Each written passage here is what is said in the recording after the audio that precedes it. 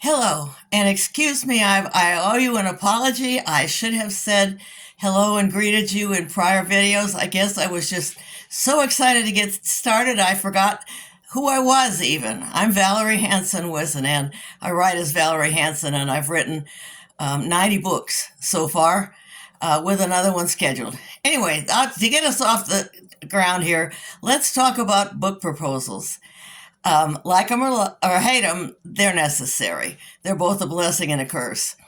Once you have sold your first book and an editor has seen the entire manuscript of at least one book, they probably will allow you to sell to them on proposal, which is totally different than writing the whole book.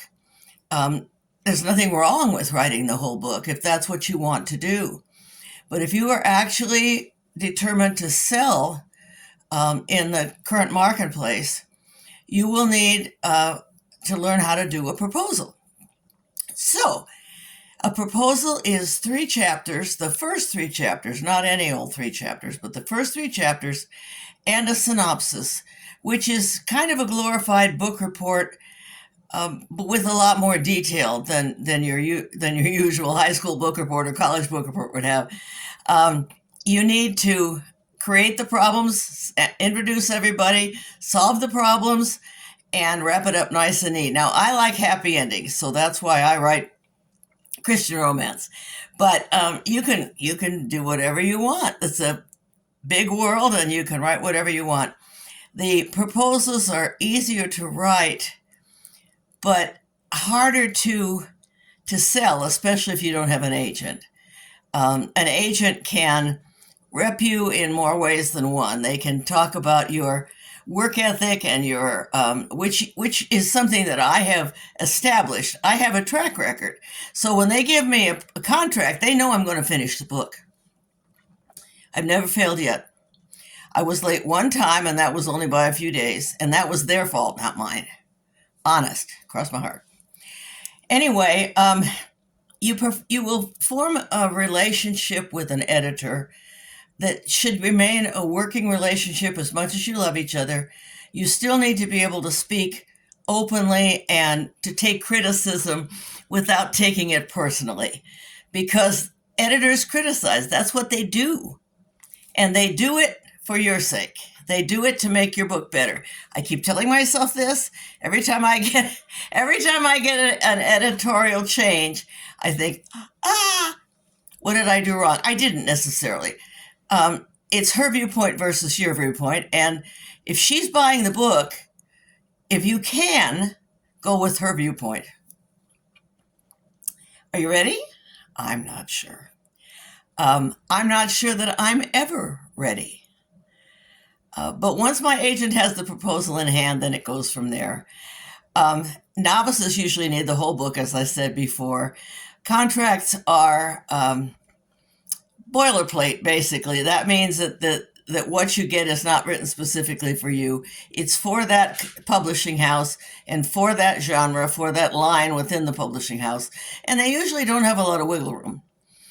About the only thing you can change is your level of payment.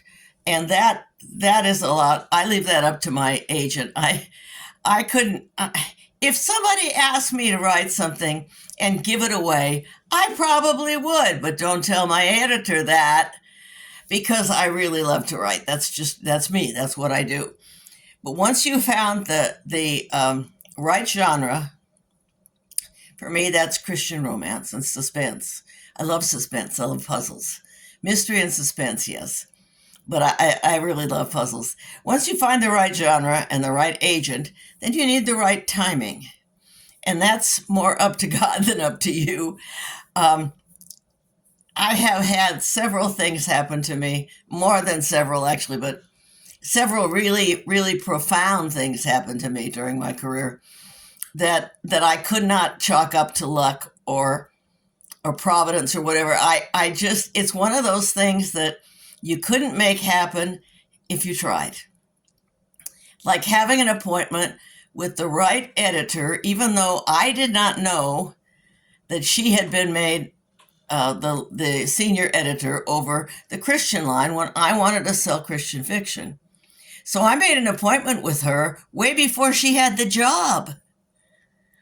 I had an appointment with her at a conference in Memphis, Tennessee. And when we met, by the time we met, my new agent had just told me, like 30 minutes before, that she had been given the directorship of the new love-inspired Christian romance line. I didn't have anything prepared to talk to her about because I was there to pitch the historical, the same one I told you about that I wrote in 5 years that I wrote for myself. And so I winged it. I was supposed to have 10 minutes. And after 30, the moderator came in and broke us up because I knew as much about the Christian lines as she did at that point. She'd just been given the job. She hadn't researched it. I had. And I was ready at the right time, in the right place. I couldn't have figured that out. That had to be God. It had to be. And because I trust him and because I want to do the right thing and I want to write, but I want to write to his specifications. I want to please God and entertain people with my writing. And I want to show through my books that faith makes a difference. And it does. Faith makes a big difference to me. Anyway, that's it for book proposals. If you have an agent, you don't have a problem. You have to just do that. If you don't have an agent and you don't intend to get one, then lots of luck. Because I really think the best way to reach an editor is through an agent. Now, I know I have friends who don't use one. And then I have friends who do. So again, it's up to you. That's the problem with writing and the blessing with writing. It's up to you. It's up to me. And then what you do is what you feel is best, what you feel is right. Write what makes you happy. Write what gives you joy. And then sit back and wait. Because a lot of it is waiting and patience. I know, I said the P word. I'm sorry. That's all till next time. And remember, I am Valerie Hanson. I forget sometimes, but I am. Bye-bye.